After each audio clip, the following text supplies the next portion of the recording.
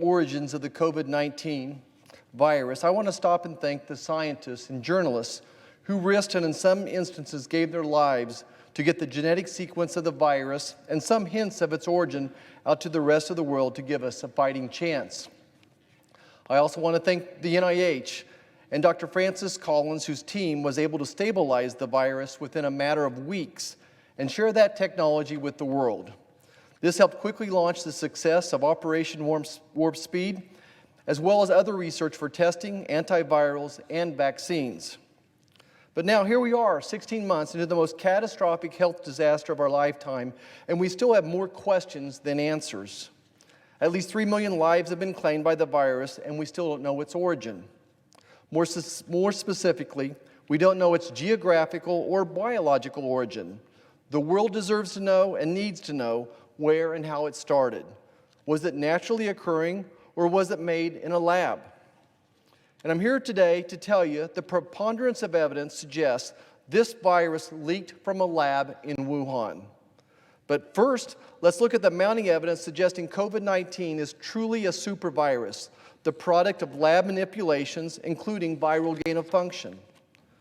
In order to do this, we need to look at world history of two similar events and the great work of scientists surrounding the containment of SARS in 2002 and MERS in 2012.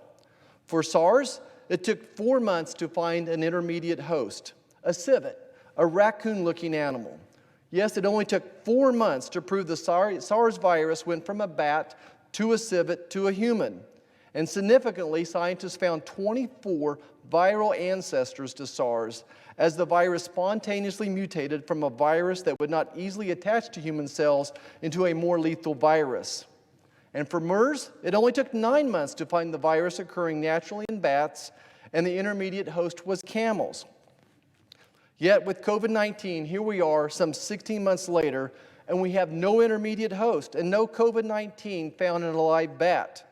The Chinese tell us they've tested over 80,000 viral sequences and have come up empty.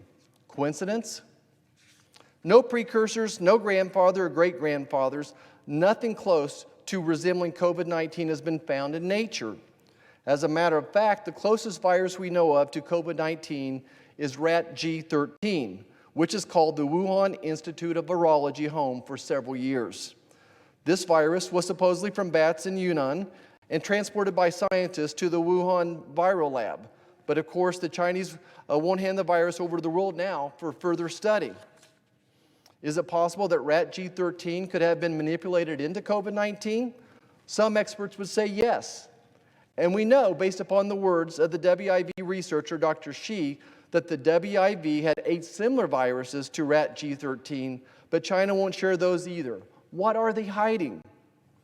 And here's another interesting feature of COVID-19. It likes humans more than bats. As a matter of fact, it doesn't harm bats. So the CCP propaganda claims this virus comes from bats but doesn't like bats. Riddle me that. Furthermore, no ancestors of COVID-19 have been found. Recall what typically occurs in nature is multiple mutations, just like with the SARS infection. We should be able to find multiple mutations as the virus goes from bat-loving to an intermediate liking animal to human-liking to human-loving. We certainly welcome contrary evidence from the Wuhan labs. Now, if you will, forgive me for being a bit of a biology lover, but as a physician, I think we have to consider just how utterly ferocious and seemingly too perfect for nature this virus really is. COVID-19 has a very unique spike protein made up by 2 units. The first unit has an amazing affinity for human lung cells. It sticks like glue to human lung cells, even if you only get a small whiff of it. And it uses the same human lung receptor that researchers in the US and WIV have been working on together for viral gain of function and similar lab techniques for years. Perhaps this is just another coincidence. And to be fair, I really do think all the research has been done with the best of intentions to develop vaccines for a possible future epidemic. For all I know, the research already done may have significantly sped up the success of Operation Warp Speed. Next, we need to discuss one last point about this protein spike and how it interacts with human lung cells. And if there is a smoking gun, this is it. Remember, I talked about this spike, this crown having two components, two units. Well, it just so happens a human lung cell has a special cleaver, a cleaver that can recognize, you get it, guessed it, a perfect spot on the COVID-19 spike. Bats don't have this ability, but human lung cells do. Anyway, what happens is after the COVID-19 virus attaches to the human lung cell like glue, the human lung cell cleaves the COVID-19 in this perfect spot, and only after this cleavage occurs can the virus dump its genetic makeup into the human cell and take over the human genetic machinery. Now, just don't forget your 9th grade biology class. A virus needs another organism to reproduce.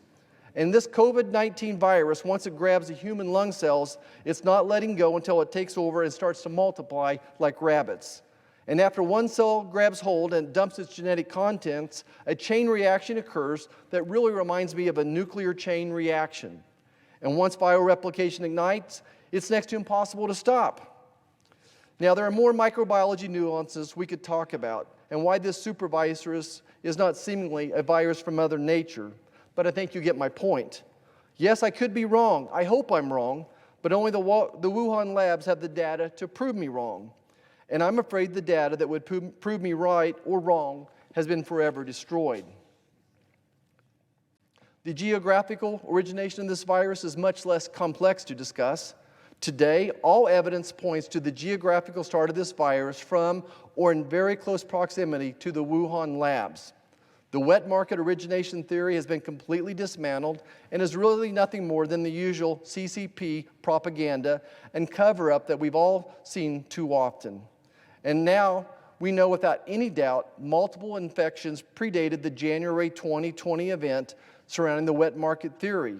And all these infections can be traced to a close proximity of the Wuhan labs. In fact, U.S. intelligence reports recently confirmed that we've known for months that some WIV researchers were hospitalized as early as the fall of 2019. And just to be clear, these bats, who are known to harbor this family of viruses, have a range of some 50 miles, but live in caves in Yunnan province approximately 1,000 miles away from Wuhan. The chances of a bat carrying this highly infectious virus 1,000 miles away without leaving a trail of infections between Yunnan and the WIV would be like the same person walking from New York to Kansas and being struck by lightning 7 times and surviving. Again, China has the evidence to prove these theories wrong, and I welcome that data. As a physician, a senator, a father, and a grandfather, we have to assume and prepare for the worst and judge the situation based upon the body of evidence that best describes this event. We have to get to the bottom of this, regardless of whose fault it is or isn't. We will need to know how to forgive. We'll need to make others take responsibility.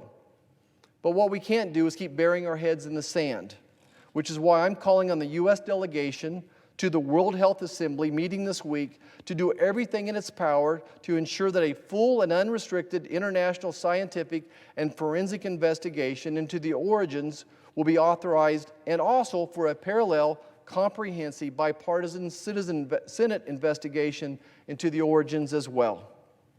When that's finished, we need to take up the guardrails for viral gain-of-function studies. But in the meantime, the American people, really the entire world, deserves to know the answers to the origins of the COVID-19 virus. Thank you, Madam President, and I yield the floor.